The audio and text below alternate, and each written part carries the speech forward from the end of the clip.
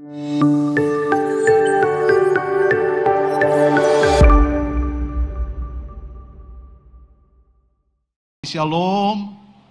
Semua bersuka cita pagi ini, amin.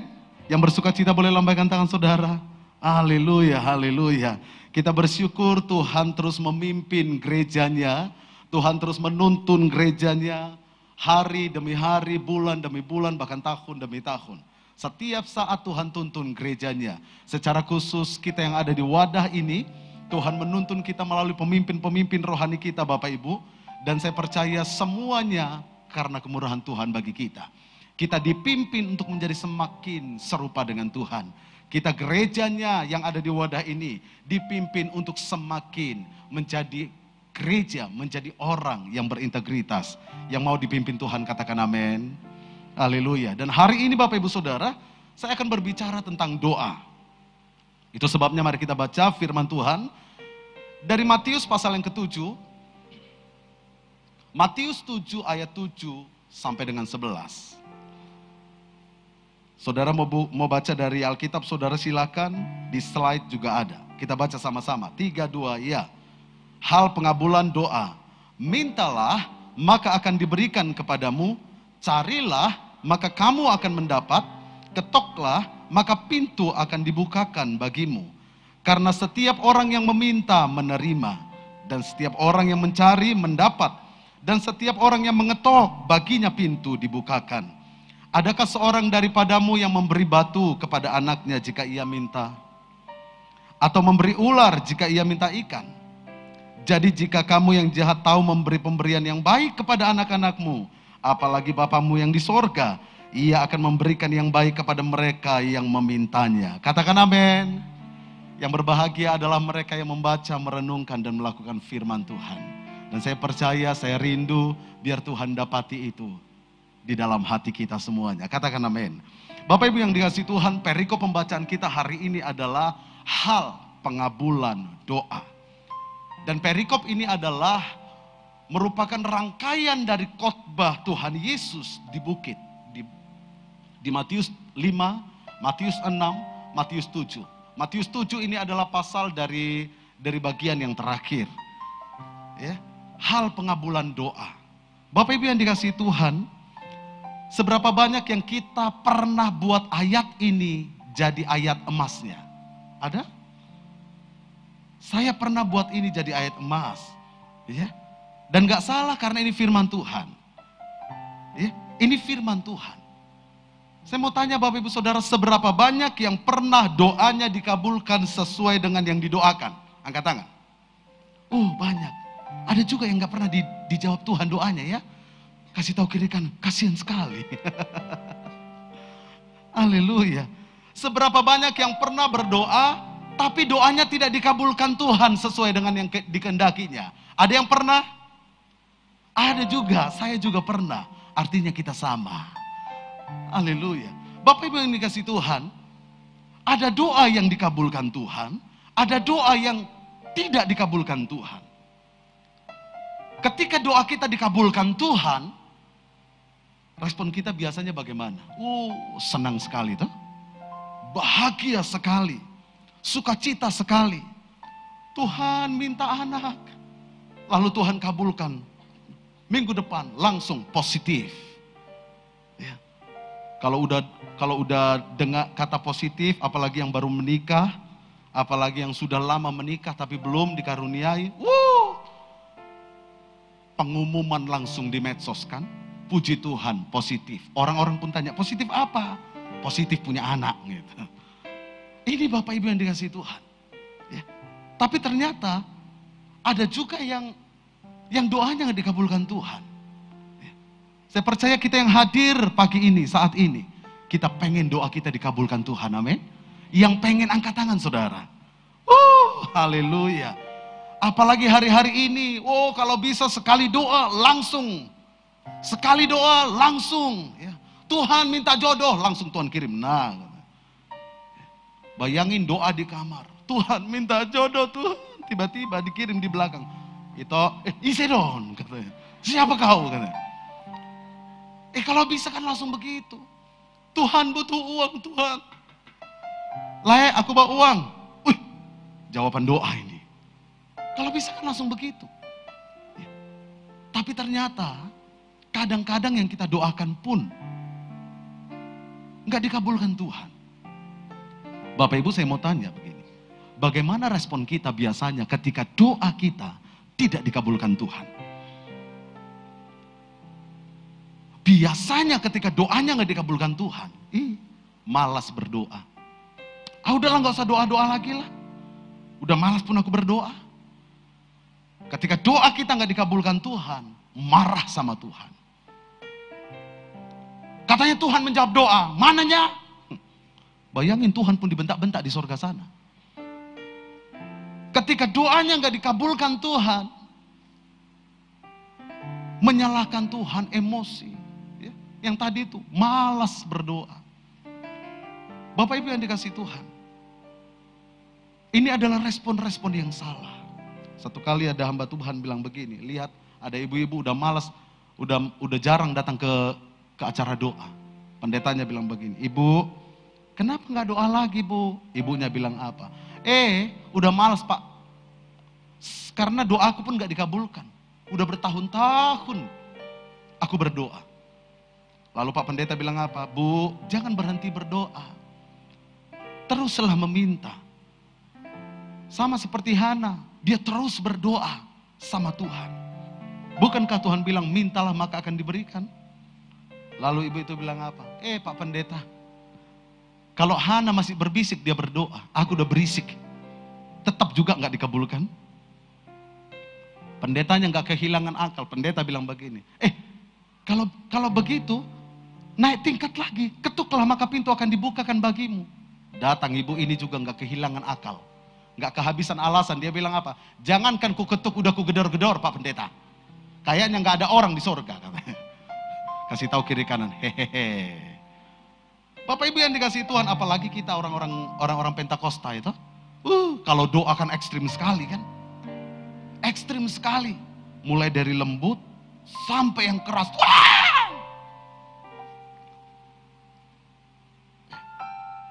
Mulai diketuk sampai digedor. Apalagi kalau dia pelayan Tuhan, jangankan digedor nggak dibuka, didobrak itu pintu. Malaikat pun di sorga gini, siapa yang rusakin pintu ini katanya? Itu pelayan dari bengkong katanya. Haleluya. Saudara yang dikasih Tuhan, mari kita perhatikan bersama-sama perikop ini. Ada sesuatu yang saya temukan yang menjadi pelajaran bagi saya dan saya mau bagikan bagi kita. Dikatakan begini Bapak Ibu. Ayat ke-7 tadi, mintalah maka akan diberikan kepadamu, carilah maka kamu akan mendapat, ketoklah maka pintu akan dibukakan bagimu. Bapak Ibu, dari ayat ini Tuhan Yesus sedang mengingatkan kita. Tuhan Yesus sedang memberitahukan kepada kita bahwa Dia adalah Tuhan yang berkuasa untuk menjawab doa. Itu sebabnya ketika kita mengalami pergumulan, ketika kita mengalami kesulitan, kesusahan, jangan cari kepada yang lain, jangan cari kepada dunia, tapi datang pada Tuhan. Maka Tuhan akan memberikan seturut dengan kehendaknya. Sujud di altarnya, ku bawa hidupku, ku terima anugerahnya. Dia ampuniku dan bebaskanku. Dia ubah hidupku, baharui hatiku. Sesuatu terjadi saat datang di altarnya. Mujizat terjadi, mujizat terjadi saat datang di altarnya. Berikan tepuk tangan yang meriah bagi Tuhan kita. Apapun keadaan kita, jangan cari kepada dunia, jangan minta kepada dunia, tapi datang kepada Tuhan. Sebab Tuhan kita berkuasa untuk menjawab doa. Katakan amin. Bapak Ibu yang dikasihi Tuhan, dikatakan mintalah maka akan diberikan kepadamu. Di pasal sebelumnya di Matius 6 ayat 8 dikatakan begini. Tuhan Yesus berkata, ini masih bagian dari khotbah di bukit ya. Bapamu mengetahui apa yang kamu perlukan sebelum kamu meminta kepadanya. Kita belum minta, Tuhan sudah tahu. Kita belum minta, Tuhan sudah tahu apa yang kita perlukan. Ada orang bilang begini, loh Pak, kalau Tuhan sudah tahu sebelum kita datang meminta, kenapa kita harus minta lagi? Tuhan kan tahu kekuatan kita nggak seberapa. Tuhan kan tahu kekuatan manusia terbatas. Kenapa kalau dia tahu kita harus berdoa lagi? Bapak Ibu yang dikasihi Tuhan, suatu kali waktu saya masih sekolah STM, saya itu tinggal di tempat adik bapak saya. Ada 2 di situ, satu masih gadis, satu sudah berkeluarga. Waktu itu saya ngekos di tempat mereka, bayar kos, bayar makan, dan saya juga kerja di tempat mereka, bantu mereka. Mereka punya usaha pajak sayur, saya juga bantu. Bukan hanya itu. Setiap pagi saya harus sebelum berangkat sekolah, saya harus kasih makan babi. Pulang sekolah, saya kasih makan babi. Sore-sore sebelum malam, saya cuci kandang babi. Plus mandikan babinya. Makanya kadang-kadang kalau saya pergi sekolah, dia bilang, parfummu luar biasa ya katanya. Kenapa? Aku nggak pakai parfum. Ada bau ampas katanya. Karena ampas makanan babi. Itu digosok babinya itu. Kadang-kadang lagi ngaduk nasi babi begini. Babinya kepalanya digoyangkan. Masuk ke dalam mulut saya. Dalam hati saya. Makananku bukan ampas. Tapi satu kali. Saya butuh uang praktek. Saya nggak sempat pulang. Zaman sekarang kan ATM gampang ya. Keluar. Zaman dulu tak ada. Nggak ada ATM. Saya pun selalu bawa uang cash gitu. Tapi saya karena nggak sempat pulang, saya bilang sama adik bapak saya yang masih gadis, Bo, aku butuh uang gini. Nggak sempat pulang. Kami urgent. Oh nanti aku kasih tahu sama bomu, adik bapak saya yang sudah berkeluarga. Saya tunggu-tunggu. Saya nggak temukan gitu. Saya nggak terima. Saya nggak dibantu. Sampai satu kali saya bilang gini, masa sih nggak dikasih sama aku? Aku udah kesulitan. Tahu dia bilang apa? Dia bilang begini, loh, aku tahu kau memang butuh uang praktek, tapi kau kan nggak ada minta katanya. Ya datanglah kau minta sama aku katanya. Dalam hati saya, tak usah pun jadi. Dan memang benar, saya nggak minta dan saya nggak temukan. Ego saya main, lebih baik tak usah aku minta. Tapi apa yang terjadi? Dari sini saya temukan dari kisah ini. Akibat ego saya tidak pertemukan apa-apa. Saya tidak dapatkan apa-apa pertolongan itu. Demikian juga kadang kehidupan kita Bapak Ibu. Kita yang perlu Tuhan, bukan Tuhan yang perlu kita. Kita yang perlu Yesus di hidup kita. Katakan amin. Ini. Dan kalau kita yang perlu, maka kita yang datang kepadanya. Kita bilang, Tuhan, aku butuh ini. Tuhan, keadaanku begini. Tuhan sedang melatih kita untuk terus berharap kepadanya. Tuhan sedang melatih kita untuk terus berpaut mengandalkan Tuhan dalam kehidupan kita. Dari sini saya dapat renungkan begini. Orang yang tidak meminta kepada Tuhan, orang yang tidak berdoa kepada Tuhan, sama dengan orang yang sombong, merasa tidak perlu Tuhan, merasa tidak perlu pertolongan Yesus. Ini saudara. Saudara yang dikasihi Tuhan, biar hari-hari ini kita terus mengandalkan Tuhan. Justru di tengah-tengah keadaan hari-hari ini, kita semakin banyak berdoa kepada Tuhan. Katakan amin. Selanjutnya saudara, dikatakan begini. Pelajaran yang kedua yang saya temukan begini. Tuhan memberikan jaminan atas doa. Itu sebabnya dikatakan mintalah maka akan diberikan. Carilah maka akan mendapat. Ketuklah maka pintu akan dibukakan. Karena setiap orang yang meminta menerima. Setiap orang yang mencari mendapat. Setiap orang yang mengetuk pintu baginya pintu dibukakan. Menarik sekali, di terjemahan lain dikatakan begini. Ini terjemahan versi mudah dimengerti. Dikatakan begini, mintalah terus kepada Allah.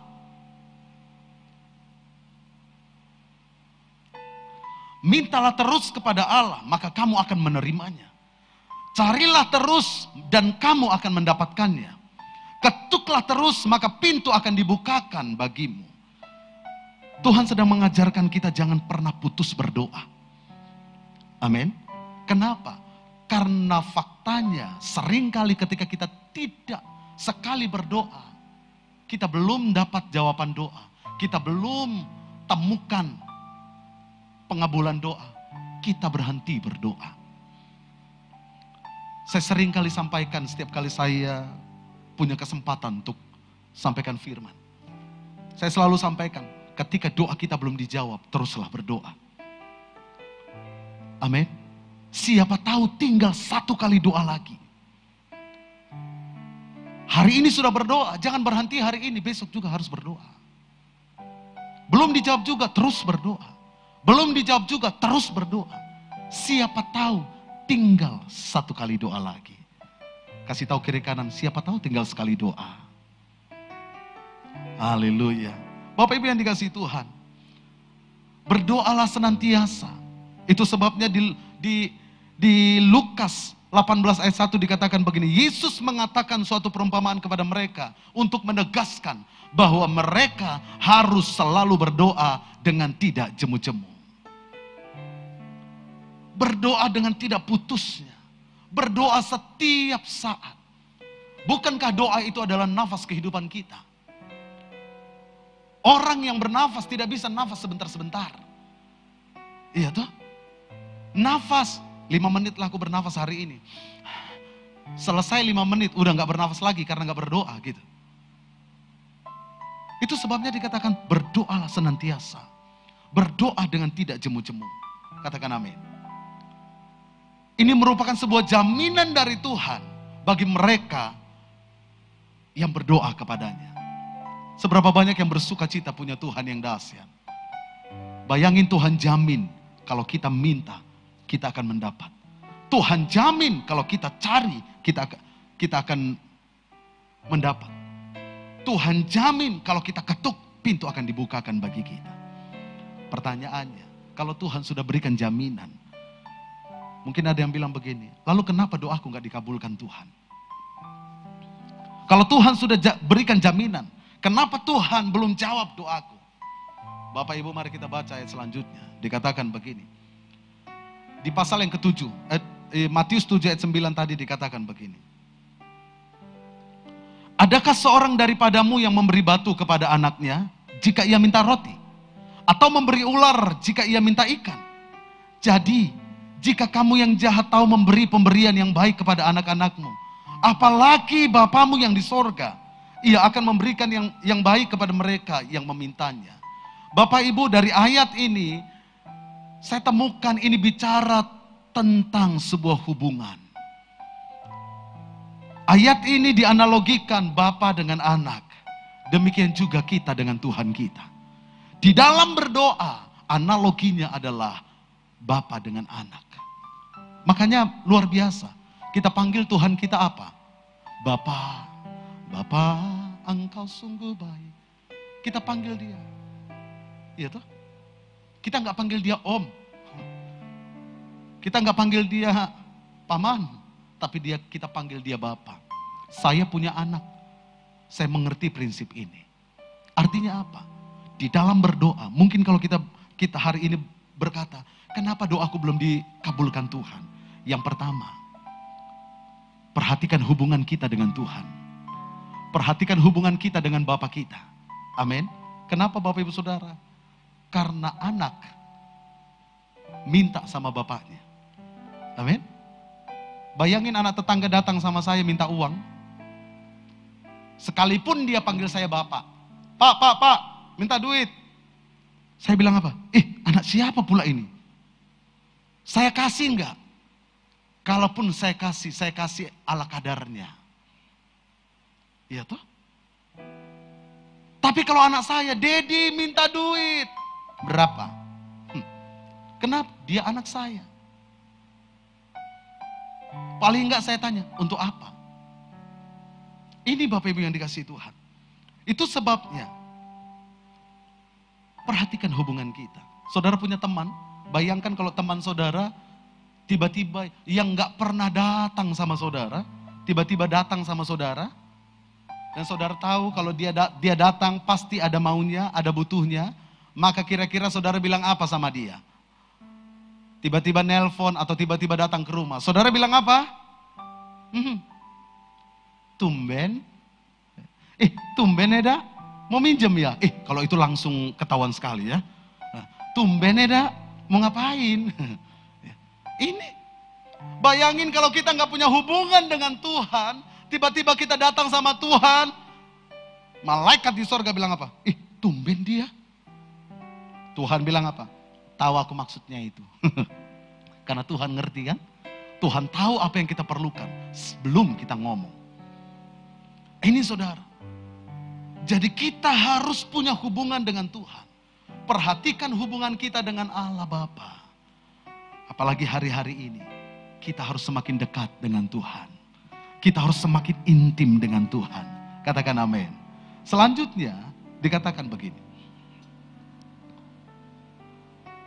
Ayat 11, jika kamu yang jahat tahu memberi pemberian yang baik kepada anak-anakmu, apalagi Bapamu yang di sorga, Ia akan memberikan yang baik kepada mereka yang meminta. Perhatikan, memberikan yang baik bukan memberikan yang mereka minta. Kenapa kalau Tuhan adalah menjamin setiap jawaban doa, kenapa Tuhan tidak kabulkan permintaanku? Kenapa Tuhan tidak jawab doaku? Yang pertama tadi, mungkin hubungan kita. Yang kedua, mungkin yang kita minta bukanlah yang baik. Mungkin yang kita minta bisa mencelakakan kita. Saudara yang dikasihi Tuhan. Bapak Ibu yang dikasihi Tuhan, saya ingat waktu anak saya yang nomor 2 demam. Biasa anak-anak demam ya, di usia 0 sampai usia 5 tahun, ini biasa demam. Satu kali dia demam, dan kami tahu, kalau dia demam, dia harus minum obat. Dan kalau minum obat, susah sekali dia minum obat. Obatnya yang paling mujarab adalah McD. Jadi kalau udah demam, kami bilang, oke, McD ya, tapi sembuh. Sehat ya. Oh, itu langsung imunnya naik karena udah bersuka cita kan, dengar McD. Sampai di McD kami udah bawa obatnya itu. Sunmol apa segala macam, kami udah bawa. Kami tidak akan kasih mainannya sebelum dia minum obat itu. Biasa kan di McD kan ada ice cream tuh. Ada es krim. Dia minta itu. Dia bilang apa? Aku mau es krim. Kami bilang apa? Tidak. Oh, dia nangis sejadi-jadinya. Enggak, aku mau es krim. Aku mau es krim. Kenapa? Kami bilang itu nggak boleh lagi demam. Kadang-kadang keceplosan juga. Itu nggak enak. Padahal dalam hati itu enak kali gitu kan. Itu nggak enak gitu. Itu kan integritas. Nggak enak katanya, tapi dimakan gitu kan. Sama waktu, saya ingat waktu di kampung, kalau ada tenonet yang itu ya, padal pop ya, yang naik sepeda atau naik motor, ke kampung-kampung kan jarang itu kan. Tenonet, tenonet. Saya bilang, Pak, es krim. Bapak saya bilang, nggak enak itu. Enak Pak, temanku udah beli, udah kujilat sekali. Bapak saya bilang, nggak enak itu. Waktu didengar tukang es krim saya ada di situ, bapak saya juga ada di situ. Dia lama-lamain kan di situ kan. Tenonet, nggak enak itu. Dikuatkan, tenonet. Bapak saya bisa marah, pergi kau. Anak saya gitu saudara. Dalam keadaan sakit, bagi dia yang enak itu adalah es krim. Waktu anak saya demam, bagi anak saya yang baik bagi dia itu adalah es krim. Tapi saya sebagai bapaknya, saya tahu yang baik untuk dia. Apa yang saya kasih sama dia bukan es krim yang saya kasih, tapi obat yang saya kasih. Bukan yang manis yang saya kasih, tapi yang pahit saya kasih. Oh, dia nangis. Hanya sebentar. Tapi setelah itu, dia sembuh. Demikian juga kita di dalam Tuhan. Kadang-kadang kita berdoa, Tuhan, kita udah meraung-raung. Kenapa jawabannya beda Tuhan? Kenapa nggak sesuai dengan ini? Kalau kita bilang, udahlah nggak Tuhan-Tuhanan lagi. Udahlah, berhenti jadi anak Tuhan. Maka kita tidak akan mengalami apa yang Tuhan mau dalam hidup kita. Kenapa? Karena Tuhan yang paling tahu yang terbaik untuk kita. Berikan tepuk tangan bagi Tuhan. Bapak Ibu yang dikasih Tuhan,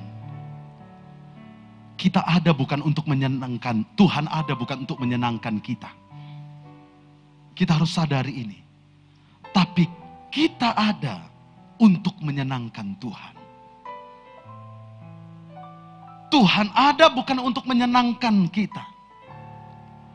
Tuhan ada bukan untuk menjawab semua keinginan kita. Itu namanya Doraemon. Ya. Tapi kita ada untuk menyenangkan hati Tuhan. Seberapa banyak yang mau menyenangkan hati Tuhan? Haleluya.